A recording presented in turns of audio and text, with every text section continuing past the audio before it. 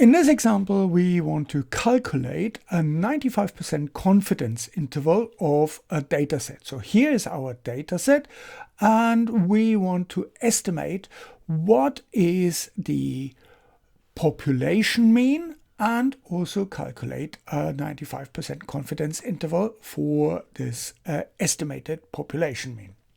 And we can do that very easily in Excel. In R rather. So here are our data, and what we are actually going to do is we use a one sample t confidence interval because we've got data that are continuous in nature, and therefore we assume that they come from distribution in the population that is more or less normal distributed.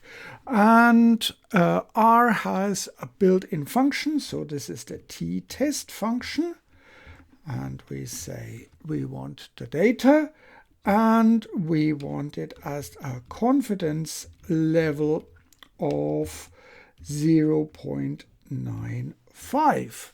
So that is our equation in R, and we get basically a one sample t-test that is performed. We get the mean of our data set, that's 58.175, and the confidence interval is between 34.75 and 81.59. We can also calculate the margin of error.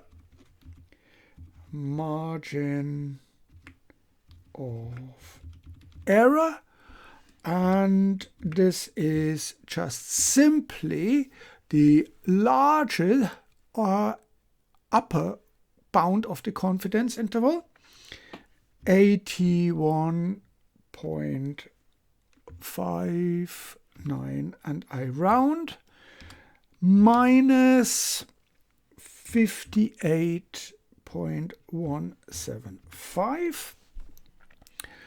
And now let's see what this might be. Margin of error, and so it will 23.423.